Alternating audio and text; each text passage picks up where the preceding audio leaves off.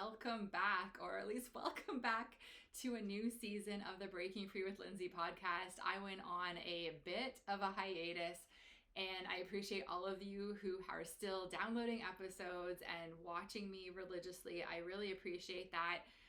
A lot has happened over the last few months, and I want to just do this off the cuff episode to say hi again, but also to let you know that life sometimes throws curveballs, and that happened in a really big way to me this winter when we were in Bali. Now, if you have followed me for a while, you know that I typically do my winters in Bali. I spend the rest of the year in Canada, which is where I'm from, and I take my kids to Bali. We have an international co-parenting arrangement, and I went to Bali with my kids like normal this winter, but Bali had plans for me that I did not know about.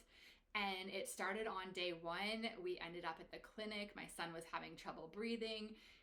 He never has had that before in his life, so it was new. It was like an asthma thing, but like he's never had asthma before. He then got an ear infection, something he's never had before. And then my daughter started getting sick. And that's where the curveball happened. And it started off just very insignificant. And I want to preface this by saying that she is alive and well today, but it took a really scary, dark turn. And I wanted to come on here to talk about the curveballs that life throws at us, but also we learn the biggest lessons through the hard stuff. And I know that most of you will not go through your child having brain surgery in a foreign country, but the lessons are so applicable to divorce, because it's like, regardless, it's something really hard that I had to go through this winter, and divorce is equally hard. And you know, there is that saying, what doesn't kill you makes you stronger. But if you're willing to take the lessons, these really hard times can be truly transformative. So my daughter just started getting pressure in her head. She was like, my face feels bruised. And like, that's how it started. And a week later, she was paralyzed. So she went to bed one night. She had a fever, and I slept with her because she was feeling nauseous. And in our house in Bali, my room's upstairs and hers is downstairs. So I wanted to be close to her just so I could, you know, if she was throwing up during the night, I could be there to help her. And she got up during the night to go to the bathroom, and she couldn't walk on her foot properly. It was kind of flopping around. And I was like, oh, is your foot asleep? And she's like, no.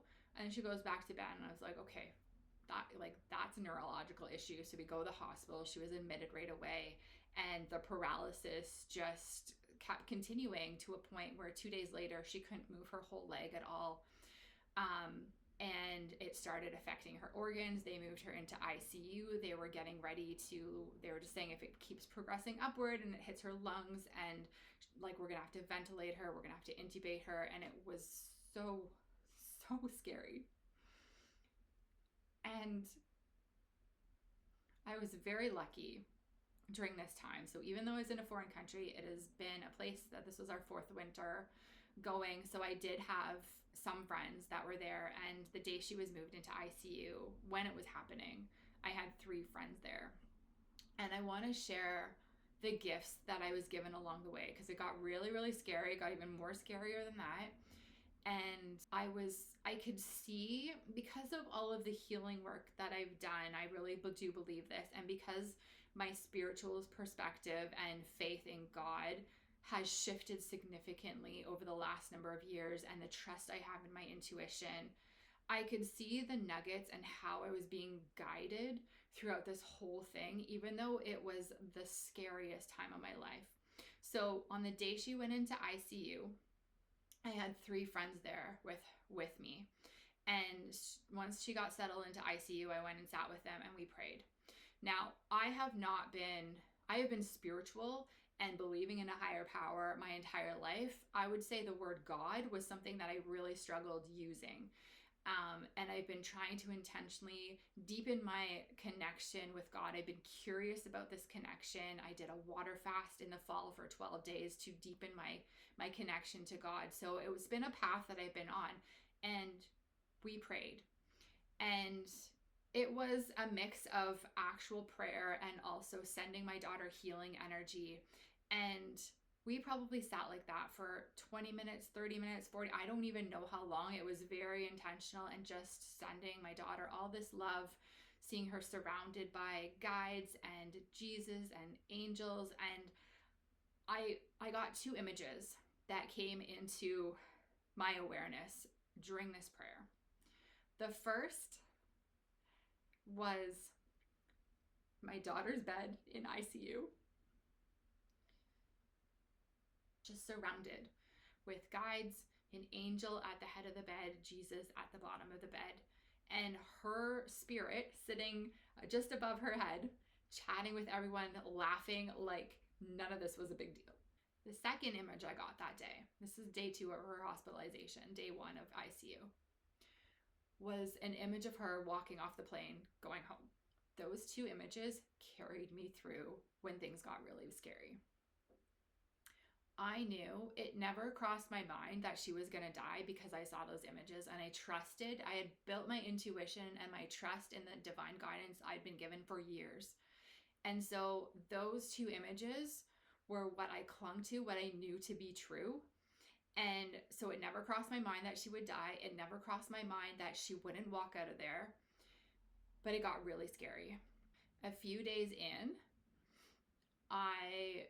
they diagnosed her with something that wasn't quite right, but the treatment started working, and they really questioned the diagnosis after, but the treatment was working, things were getting better. And a few days into this, I got this download. I was driving my son because I had another child with me. I'm a single mom in a foreign country. I have 2 kids to care for. My son's not even allowed in ICU. So I am literally rotating between kids, trying to parent both of them, feeling like I am failing miserably. And my son's school is an hour away from the hospital, and I am committed to driving him one direction. He taxis the other way, which is a lot for a 9-year-old, I will admit, but that was the situation we were in. So I was on this motorbike drive, 1 hour each direction. So 2 hours of my day was just spent driving, and it was my meditative time, even in the midst of the chaotic traffic. And a few days in, I got this download of, you're not here for the paralysis. The paralysis was just your entry into the door so they could find the infection. The infection is what you're here for. And at that point, we didn't even know about the significance of the infection. We knew she had a fever. We knew her white blood cell count was off the roof. We knew she had an infection.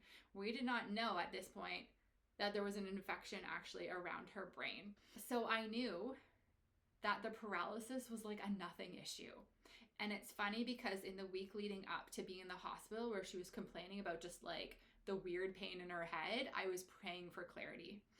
And I really do believe, from a spiritual perspective, the paralysis gave us answers quicker than had we gone to the doctor, or we did go to several doctors about the headache. The paralysis got us in with like aggressive testing and found this infection. So I do believe that from a broader perspective, the paralysis still can't be medically explained, but it can be spiritually explained. That it gave us clarity. It gave us a ticket in the door to start taking this seriously. So through all of this, I started posting on Instagram, not about what was going on, but I felt really called to ask for prayers for my daughter to get better. I did not share anything initially about what was happening. I just said, send prayers, send prayers, send prayers. And I'm saying this because there was this asking for help part of me that I've always struggled with. There was this worry of looking like an idiot, asking for prayers, like, I don't know, like self-conscious. That's a better word for it.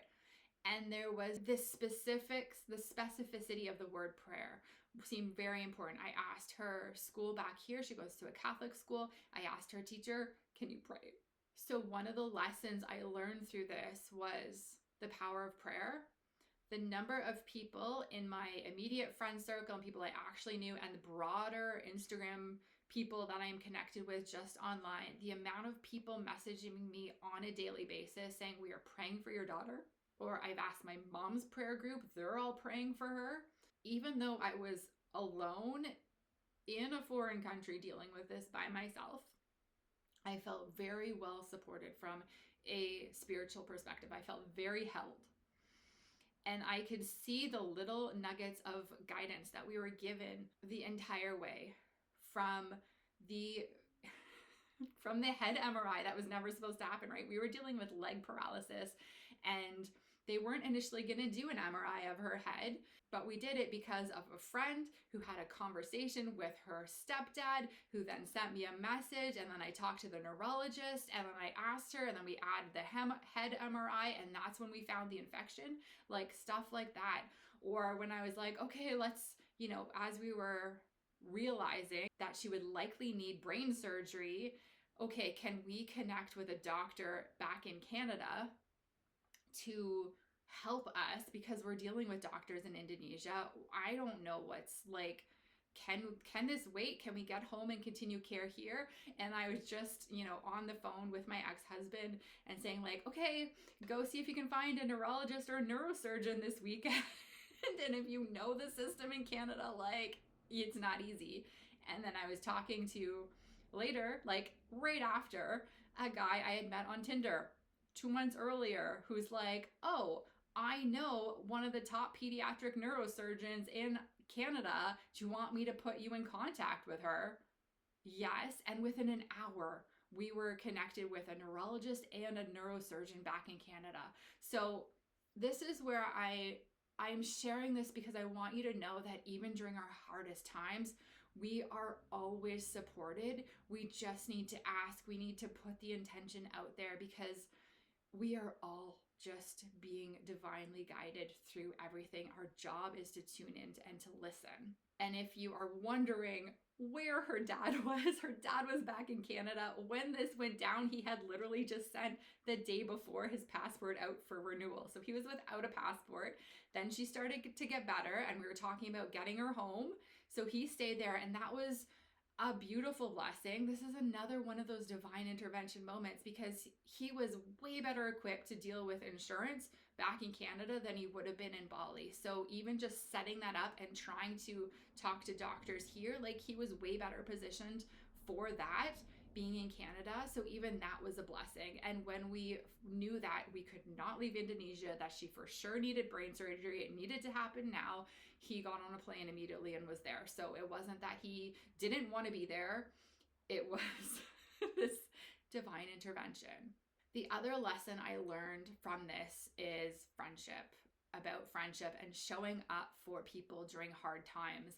And I had multiple friends who showed up for me in the hospital, and I was honestly shocked by this, because it's not that I barely knew them, but they're friendships that I had for, a few months out of the year, with the exception of a couple. But they would just show up, bring food, sit with me for hours, or take my son out on the weekend so he didn't have to sit in a hospital all weekend.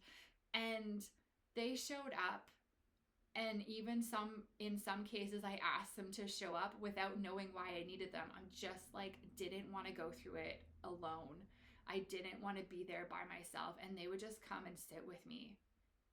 That's it.